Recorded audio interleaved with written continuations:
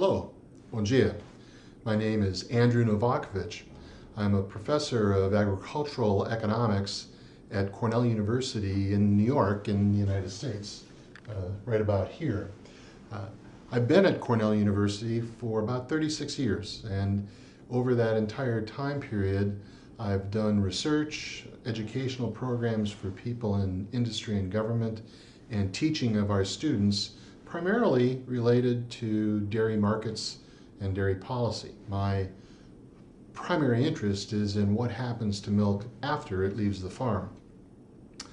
I got interested in doing this kind of work through two different directions. One, as a young child growing up in the city of Milwaukee, Wisconsin, a city of about 1 million people, I didn't have much opportunity to see agriculture in my neighborhood, but both of my parents were from farms. My father grew up in Europe. My mother grew up in central Wisconsin, right about here, on a farm that was very typical of Wisconsin at that time. We had about 25 to 30 dairy cows. We farmed about 50 hectares of land, and pretty much everything that we grew on the farm was to feed the dairy cows, and the milk that we sold was the primary income for those farmers. I became very interested in agriculture from my experiences working for my grandfather and my uncle, and when I was in high school, before college, I took a course in economics, and I discovered that I was very interested in studying how people behave as producers and as consumers, and how prices are determined, and how it works out that we end up trading the goods that we trade and producing the goods that we produce and consuming the goods that we consume. So when I went off to college, I was pleasantly surprised to discover that I could combine my interest in agriculture and my interest in economics and study agricultural economics, the economics of agriculture. I decided to go on to graduate school where I received a master's and a PhD degree at Purdue University. And as I learned to become a researcher, I focused my interests on studying the dairy sector. This was an opportunity for me to combine my personal knowledge and my personal interest in the dairy industry with my growing academic knowledge about economics. At that time, I did two major research projects. One was to look at the implications of increased imports for the United States of dairy products, and the other one was to look at possible changes in federal policy that would help the dairy industry. My first job, in fact my only job, has been at Cornell University, where I was hired to do research, to work with industry and government, and trying to help them better understand their industry and understand programs and choices that they can make, and also to teach our students. My primary emphasis has continued to be in dairy market economics and dairy policy, although I also do some work more broadly in agricultural policy, on agricultural markets, and the management of agricultural and other businesses.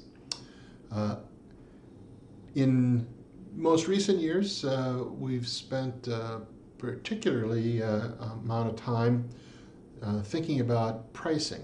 How do we determine prices in dairy markets, either by the natural workings of the marketplace or through government regulation?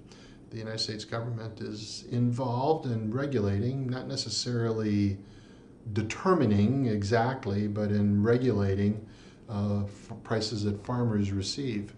The processing industry is very interested in mechanisms by which it can discover what prices for cheese and prices for butter are, and we have mechanisms like the Chicago Mercantile Exchange, which offers opportunities to trade products today as well as to potentially trade products in the future to give us what we call spot prices and futures prices.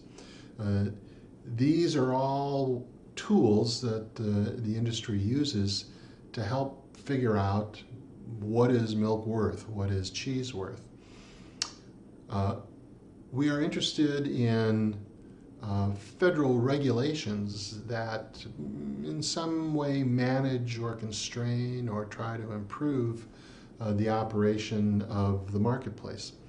Trade, international trade, has been a topic of very keen interest for the U.S. dairy industry for the last 10 years, and we see ourselves as having increasing opportunities to participate in world markets and to increase our share of world trade. Of course, that has brought with it some new pricing challenges and some new marketing challenges that makes it possible for me to get involved in a lot of different educational projects and also in research projects. And of course, in recent years, we've been very interested in how to manage price and revenue risk, especially for farmers, but also for industry in the manufacturing sector. Our recently passed Farm Bill contains a new program for dairy farmers to help them protect against the risk of having prices of milk that are low relative to high feed prices.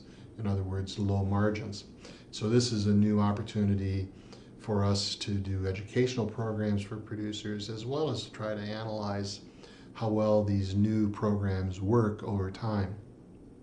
In my 36 years at Cornell and the 5 years I was a student before that, I have found that there is an unending continuation of interesting projects to work on in the dairy sector.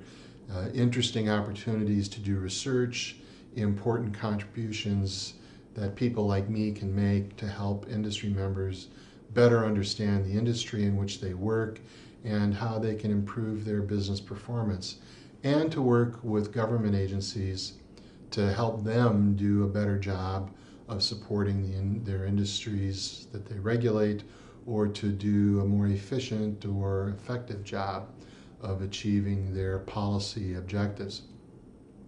Thank you for giving me some time to share with you a little bit about my work and my interests, and I wish you the best of luck as you consider how to pursue your own work and your own interests.